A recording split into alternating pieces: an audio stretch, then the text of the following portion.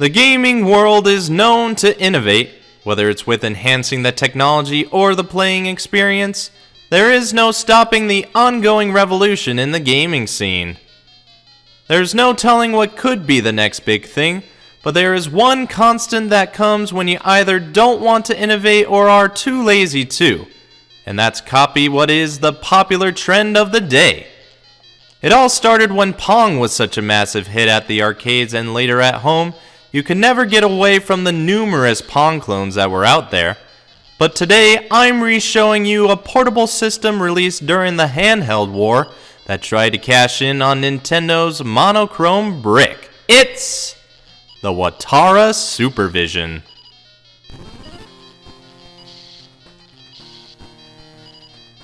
You know, the Game Boy turned 30 a few days ago as this video goes up. I've already reviewed almost all of them, so I guess my abnormal way of celebrating its birthday is by looking at its long-lost distant cousin that it wants to forget. The Watara Supervision was released sometime in 1992 as a cheap downgrade to the other popular handhelds, more importantly the Game Boy.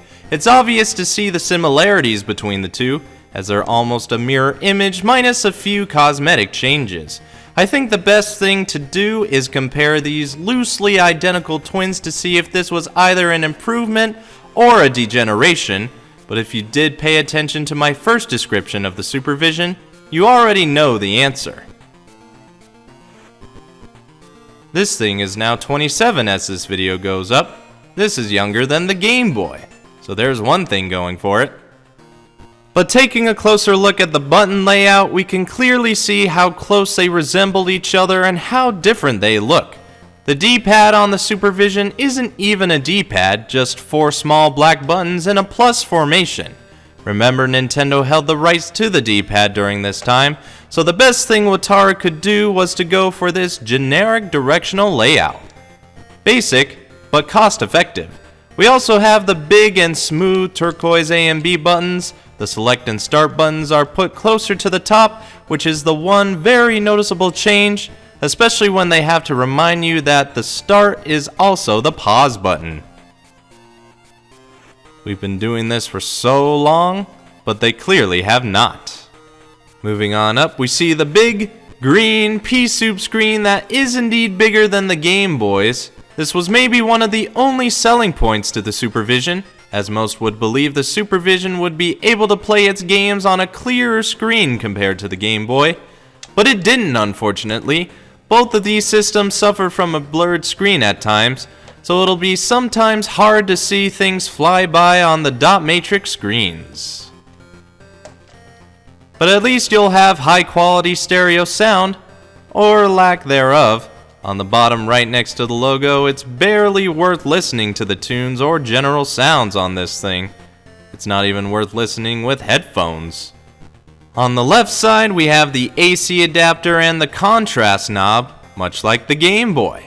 They really did take a lot from it, but transitioning to the right, all we have is just the volume knob, while the Game Boy has the extra external connector port. So no multiplayer capabilities with the Supervision, but hey, that's okay. Who wants to play with friends anyway?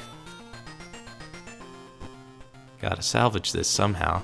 Hey, the power lights are in different locations, how about that? On the back we have some information regarding the FCC, serial, and model numbers. The model number is oddly suspicious. What do you think the GB could mean? Along with a few screws, we also have the battery compartment. The Supervision takes 4 AA batteries and could last quite a while, maybe even longer than the Game Boy. That isn't certain, but it is quite possible. Maybe someone should put them side by side and test which one would last. And to whomever does that, please let me know how it felt to waste 8 fresh batteries. But that's mostly everything covered, so it's time to put a game in the cartridge slot, turn it on, and start playing. The Watara Supervision does have its own library of games, and the pins are easily visible, so you'll be able to clearly see if they're dirty. Which maybe could have been prevented if they were somewhat covered like the Game Boy, but it's fine, I guess. The games themselves are a bit lackluster. I mean, there really isn't much going on for them, as they're just poor cash-ins on whatever genre the few companies creating these games came up with. There were nearly 70 games released for this thing, none of which I could personally recommend. Except maybe Super Block. That was decent. The Watara Supervision was an interesting attempt to get on the handheld Game Boy bandwagon of the time. It didn't do much in the States, but it did find some success over in the UK, where it got some airtime on a few game shows. But not in this shape, as Watara quickly switched over to a second model to better stand apart from the others and maybe avoid a potential lawsuit. I appreciate the change they made, but it still wouldn't change how much this stunk. But if you so happen to find this Supervision model for a good price, I'd say pick it up. It's a little harder to find than the Model 2, and why wouldn't you want to add probably the best Game Boy clone around, even though that statement isn't saying much? I wouldn't know either. It's got a big screen though. It's the Watara Supervision.